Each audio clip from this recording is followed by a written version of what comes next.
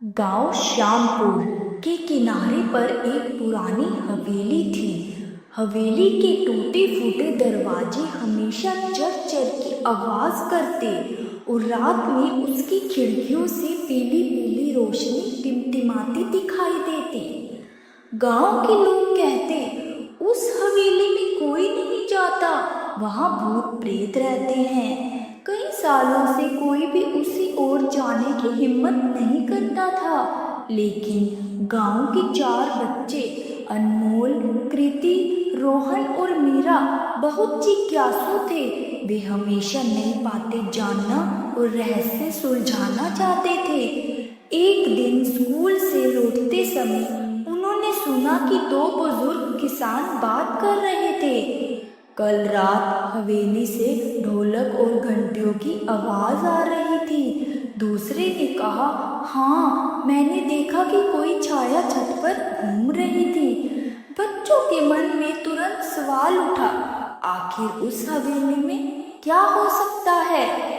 एक दिन शाम को चारों दोस्तों ने तय किया कि हवेली का रहस्य सुलझाएंगे। उसके साथ मीरा का छोटा भाई आरव भी चल पड़ा। पांचों ने टॉर्च, नोटबुक और थोड़ा सा खाना लेकर यात्रा शुरू की। जैसे ही वे हवेली के पास पहुंचे, ठंडी हवा बहने लगी। दरवाजा अपने आप खुल गया और अंदर से हवा के साथ सरसराहट की आवाज आई। हवेली के अंदर धूल भरी तस्वीरें, टूटी मेज कुर्सियां और फर्श पर पड़े पुराने खिलौने दिखाई दिए। अचानक ऊपर की मंजिल से किसी ने धीरे से गुनगुनाया, ला ला ला। सबके रोंगटे खड़े हो गए। जब वे सीढ़ियों से ऊपर पहुंचे तो देखा कि एक सफेद कपड़े पहनी बुजुर्ग महिला मोमबत्ती लिए खड़ी है। महिला ने धीरे से कहा, तुम यहाँ क्यों आए हो बच्चों? सब डर गए, लेकिन अनमोल ने हिम्मत करके पूछा, आप कौन हैं? सब कहते हैं यहाँ भूत रहते हैं। महिला मुस्कुराई और बोली, मैं भूत नहीं हूँ, मैं इस हवेली के मालिक की देखभाल करने वाली नौकरानी थी। मालिक कई साल पहले कहीं चले गए और फिर लौटकर नहीं आए। तब से मैं यहाँ अकेली रहती हूँ। लेकिन यह हवेली सिर्फ मेरी नहीं, इसमें कुछ और भी छिपा है। यह सुनकर सब बच्चे डर गए।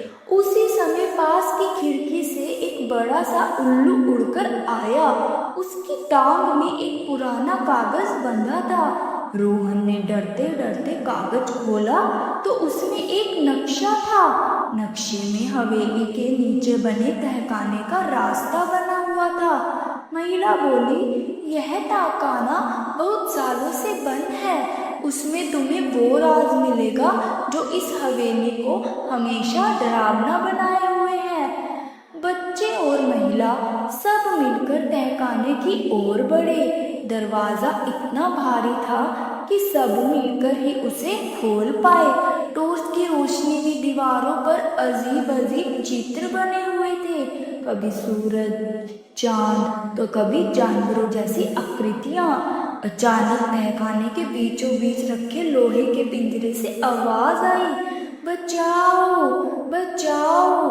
पिंजरे में वही जादुई तोता कैद था। तोते ने कहा, मैं कई सालों से यहाँ बंद हूँ। इस हवेली का मालिक मुझे पकड़कर ले आया था, क्योंकि मेरी आवाज से हवेली में गूंज पैदा होती है। जब भी मैं बोलता हूँ, लोग समझते हैं कि यहाँ भूत प्रेत है।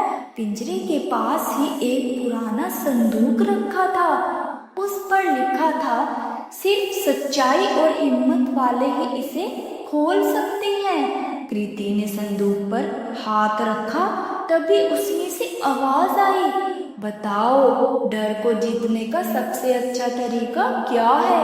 बच्चों ने थोड़ी देर सोचा, फिर मीरा ने कहा, सच्चाई और एक दूसरे का साथ। संदूक खटाक से खुल गया। उसमें कुछ सोने चांदी के सिक्के और किताबें थी। किताबों में पुराने किस्से और सीखने योग्य बातें लिखी थी। जैसे ही बच्चों ने तोते को आजाद किया और किताबें उठाई, तहखाने की दीवारें चमकने लगी ऊपर हवेली में मकड़ी के जाले हट गए, टूटी खिड़कियां अपने आप ठीक हो गई और हवेली रोशनी से भर गई। महिला ने मुस्कुराकर कहा, अब यह हवेली डर की जगह नहीं बल्कि ज्ञान और सीखने की जगह बनेगी। तुम सबने मेरे अकेलेपन को भी दूर कर दिया। अगले दिन गांव के लोग जब हवेली पहुंचे तो सब चौंक गए। हवेली अब डरावनी नहीं लग रही थी। वहां बच्चों के लिए छोटी लाइब्रेरी, खेलने का आंगन और सीखने की कक्षाएं बनने लगी। गांव वाले बोले, हम तो बेवजह डर रहे थे, जबकि यहाँ तो खजाना और ज्ञान छुपा है। बच्चे गांव के छोटे छोटे हीरो बन गए। तो यह कहानी हमें बताती है कि डर को जीतने के लिए सच्चाई, समझदारी और साथ की जरूरत होती है।